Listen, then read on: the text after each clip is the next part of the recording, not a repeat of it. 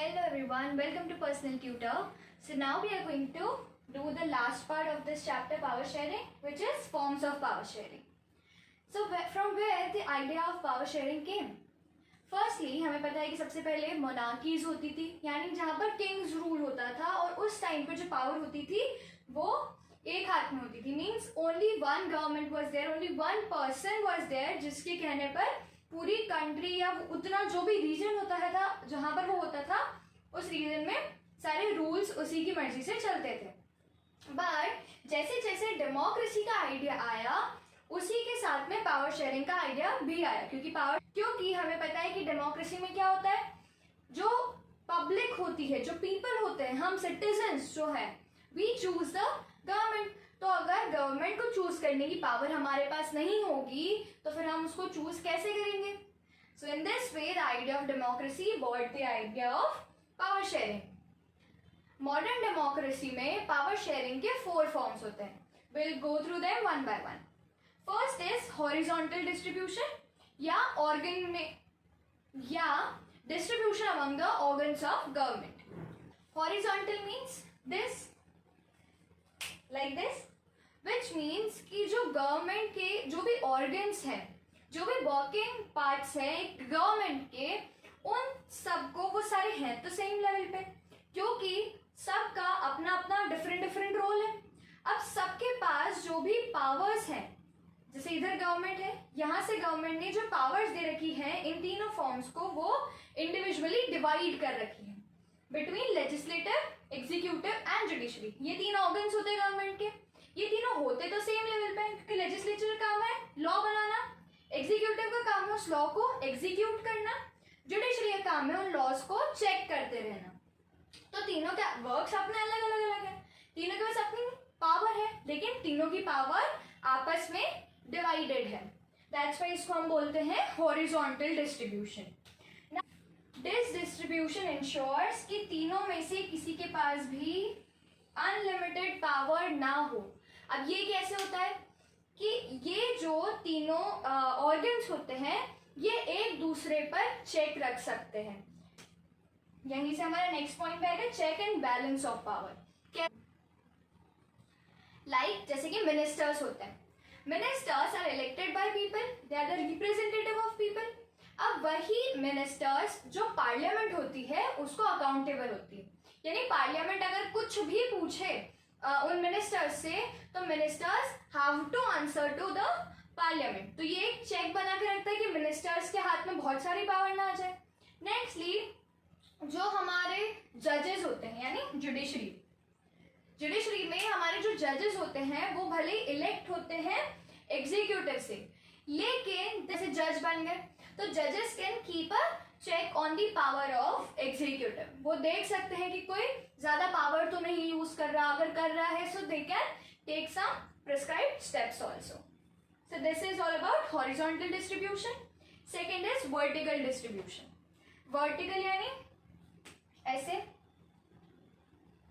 अब यहाँ पर क्या होता है, अलग अलग लेवल्स पे गवर्नमेंट होती है, उनके बीच में अलग अलग पावर्स का डिवीजन होता है, इसलिए इसको नाम दिया वर्टिकल डिवीजन. वर्टिकल डिवीजन को हम और कैसे समझ सकते हैं, जैसे हमारे स्कूल में प्रिंसिपल होते हैं, फिर कोऑर्डिनेटर्स होते हैं, फिर टीचर्स होते हैं.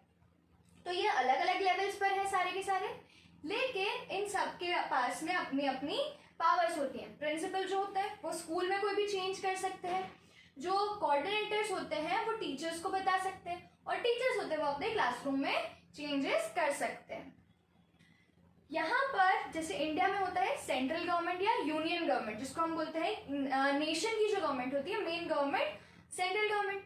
अब सेंट्रल गवर्नमेंट अपनी बहुत सारी पावर शेयर करती है स्टेट गवर्नमेंट के साथ, यानी अपने जितने भी स्टेट्स हैं उनको भी कुछ कुछ पावर्स दी गई है कि आप यहाँ पर स्टेट के इन कामों पर आप खुद से लॉज बना सकते हो. और इस डिस्ट्रीब्यूशन को अपन बोलते हैं federal division of power. Federal division यानी जो सेंट्रल गवर्नमेंट है उससे जो पावर शेयर होती जा रही है उसको हम बोलेंगे फेडरल डिवीजन ऑफ पावर.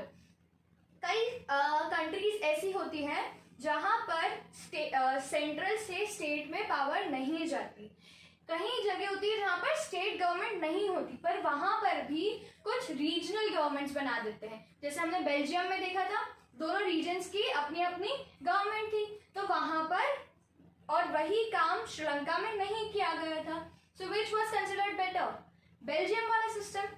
तो वैसे ही इंडिया में भी और बेसिकली बहुत सारी मॉडर्न डेमोक्रेसीज में यही चीज फॉलो होती है कि सेंट्रल गवर्नमेंट से पावर शेयर होती है स्टेट गवर्नमेंट को, and this form is known as federal division of power. State government से हम पावर और भी नीचे की तरफ डिवाइड कर सकते हैं, जैसे अमंग द म्यूनिसिपैलिटीज, पंचायत होती है विलेजेस में, इन सब के अंदर भी पावर शेयर होती है।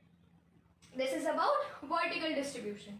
Third is among social groups. Social groups यानी जो भी सोसाइटी में अलग अलग ग्रुप्स हैं, उनके बीच में कैसे पावर शेयर होगी।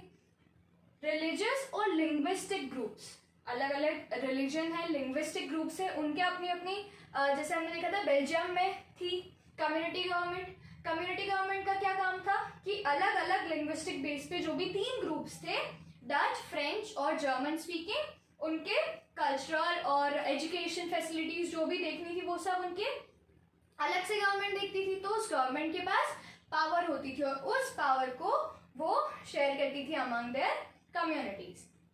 और ये बेसिकली फोकस करता है on the backward group and womens, ताकि उनको भी इतनी पावर मिले, इनके सब लोगों के साथ इनके पास भी पावर शेयर हो, जिसके कारण ये एडमिनिस्ट्रेटिव और गवर्नमेंट सर्विसेज में अपना योगदान दे सके, या फिर और they can also participate in government practices. Last is political parties और प्रेशर ग्रुप्स। पॉलिटिकल पार्टीज या प्रेशर ग्रुप्स, पॉलिटिकल पार्टीज जैसे हमें पता है कहीं पर है बीजेपी, कांग्रेस, ये हमारे कॉमन नेम से जो हमने सुन रखे हैं, बीजेपी, कांग्रेस, आप, ये सब हमने कॉमन पॉलिटिकल पार्टीज के नाम से सुने हुए हैं।